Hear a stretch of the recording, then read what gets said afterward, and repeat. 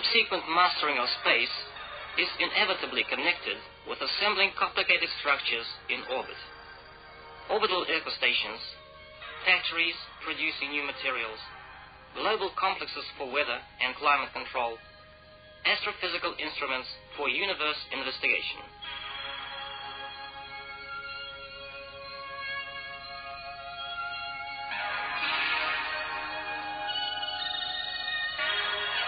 These are the objectives for future.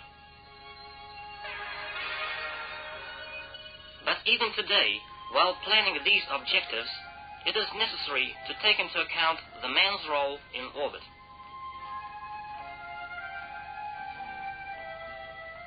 How long without harm for health could people work in space conditions? The answer to this question could be given only by the direct experiment, the experiment with man participation. Since April 1971, the Salute orbital stations have become the permanent means of space research. The station configuration is continuously modified. The research program is enlarged in different fields of science and technology. And the main thing, the mission duration grows up. 24, 30 days, 60, 96, 140, 175 days. How will the subsequent increase of flight time influence the human organism? Each forward step contains a lot of unknown, but this way is the only possible.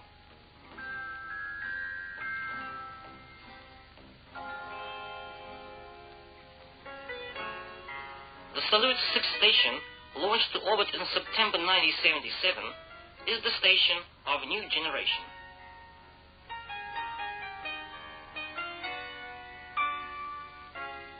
At the first time, on board the station, it was solved the problem of continuous resupply of expendables, refurbishment, and repair during the mission.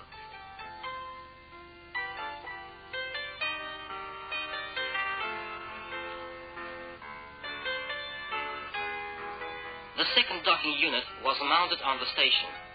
It is the unit through which necessary equipment is delivered to the station. That gives the capability to prolong the station's operation time, increase their efficiency.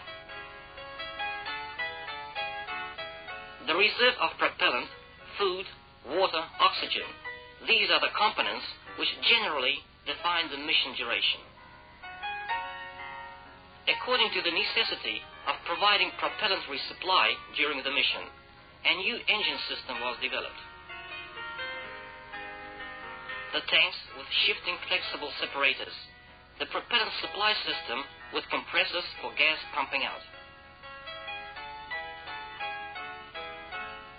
For delivering propellant and equipment into orbit, new transport means are needed. The new refilling vehicle Progress is developed on base the Soyuz spacecraft. Instead of the descending vehicle, there is a new module.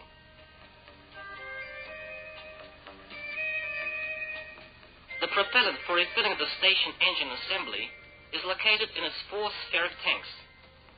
The orbital module becomes the cargo module, and inside of it, the delivered equipment is stowed.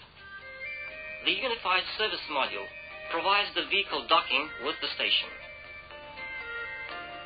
Refilling in orbit, a new operation in astronautics.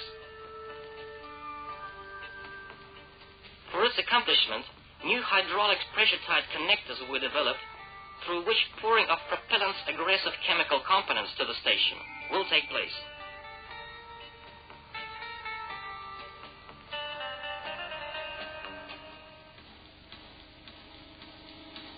After spending the propellant for performing mission plan operations, the refilling vehicle is docked to the station.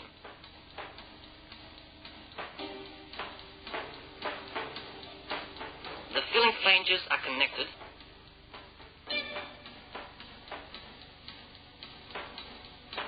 The sealing of this interface is checked.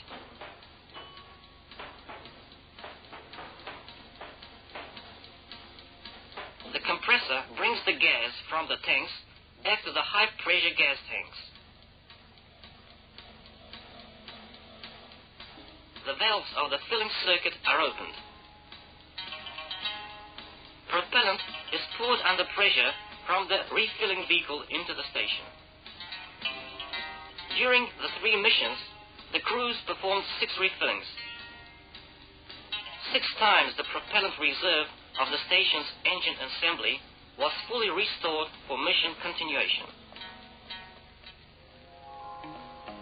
Everything necessary for refurbishment of the expendables and equipment of the station must be stowed in the cargo module of the vehicle. Here are the regenerators for enriching the station's atmosphere with oxygen, sanitary containers, water, food, scientific instruments, and equipment for repair. The summary payload mass is over a ton.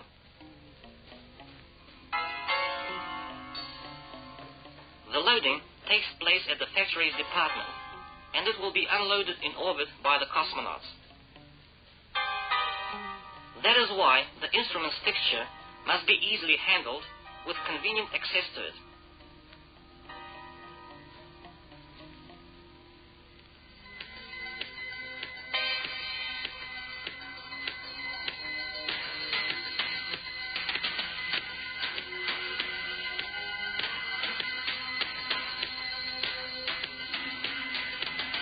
In the weightlessness conditions, equipment demounting is transferred to the station, and installation in specific places is a hard work. It takes the crew several days.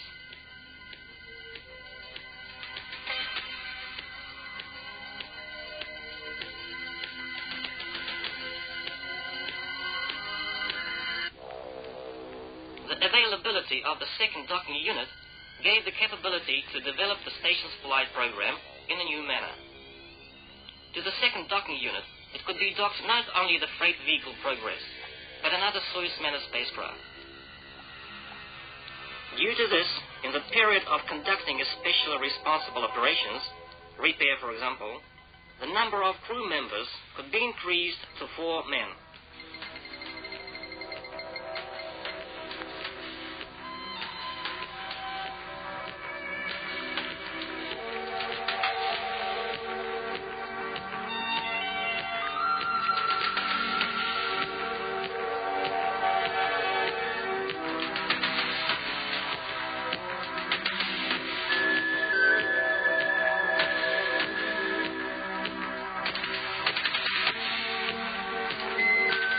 One more feature of the Salut's 6th orbital station is the wide participation of other countries' scientists, representatives of which are included into the international crews of the visiting missions.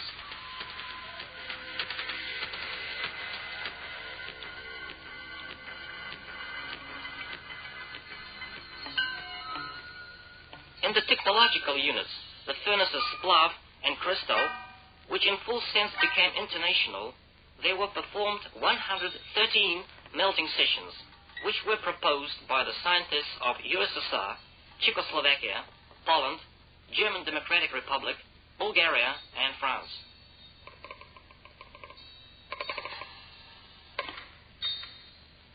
The Splav unit is arranged in the airlock camera, which is vacuumed during melting and for cooling the sample.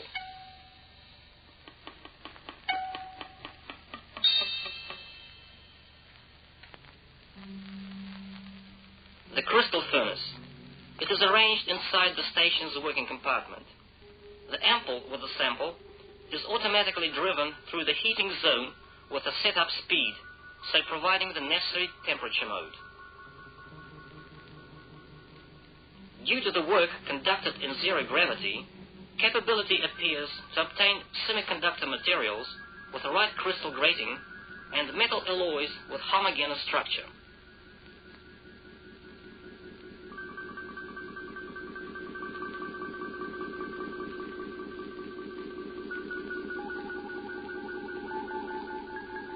Various materials obtained in such manner in space should find wide utilization in radioelectronic and pharmacology industries, in electroenergy and other fields of economy.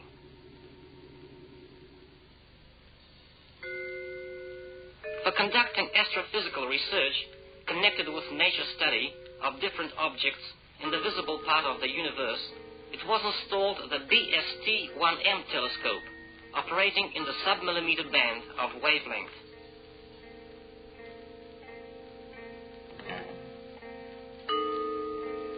With the specially developed machine-type cryogenic unit, the telescope receiver is cooled to the temperature of about 4 degrees above the absolute zero. By this, a high level of its sensitivity is provided.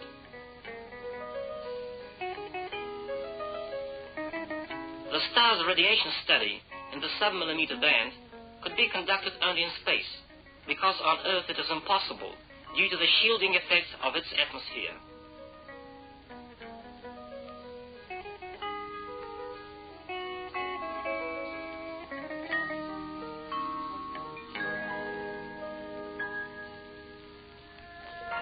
During the flight, there was also accomplished a number of experiments with the Space Radio Telescope KRT-10.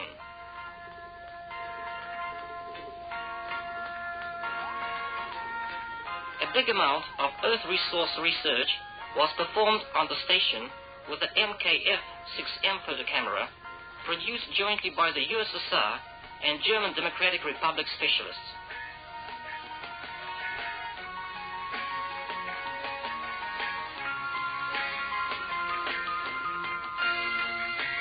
The Earth surface filming was conducted in 6 bands of visible spectrum.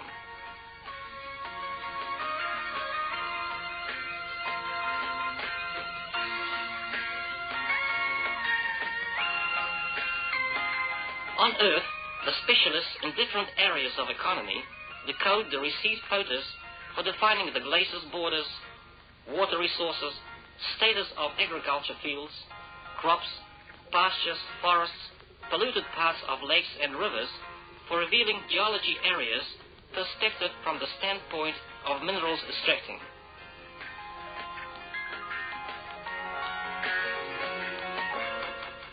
For raising the reliability of crew recovery from orbit, it is foreseen to exchange the Soyuz transport spacecraft over a definite period of its flight time with the station.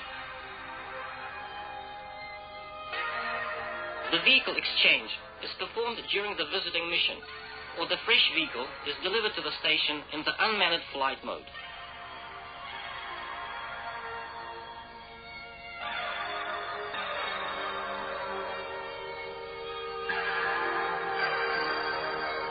Scientific instruments and testing samples of materials are installed not only in the compartments, but also outside the station.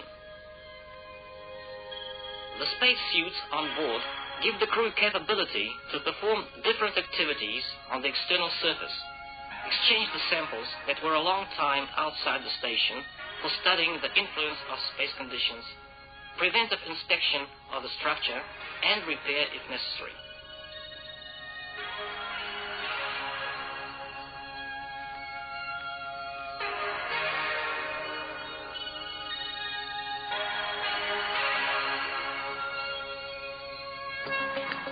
The long-term mission in weightlessness conditions.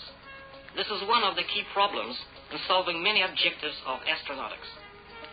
For maintaining workability and health during the whole mission, and also for quick readaptation to the Earth's gravity after recovery, the cosmonauts must subject to physical load their muscles and cardiovascular system. For this purpose, there is a full complex of training and prophylactic means on the Salute 6 station. That is, the bicycle ergometer providing regulated load, the running path with rubber constraints, loading suits of the penguin type, vacuum suit jibs for hard training.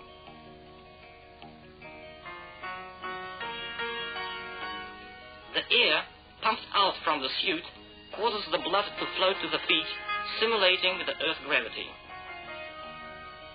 The state of cosmonauts' health during the flight is monitored by the Polynom onboard equipment. This includes the monitoring of the blood vessels of the brain, measurements of blood pressure, and periodical transmission of electrocardiogram to the Earth.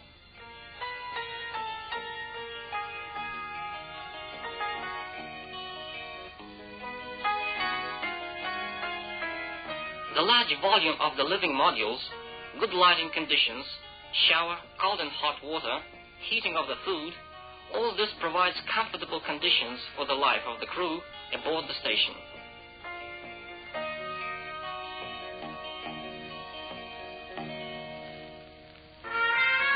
The station is controlled from the ground 24 hours a day. The data is uplinked to the crew, which is necessary to perform the pre-planned activities. Special radio link is used by the ground to transmit commands for remote control of the onboard systems. Using the information automatically coming from the station, the Mission Control Center is engaged in continuous monitoring of its equipment and hardware.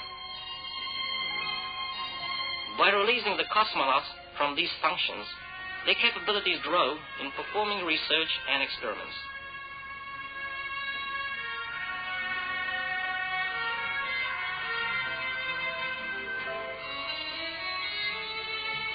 The Salute orbital stations become the continuously operating outposts of Soviet science in space, which produce a great scientific and economical output.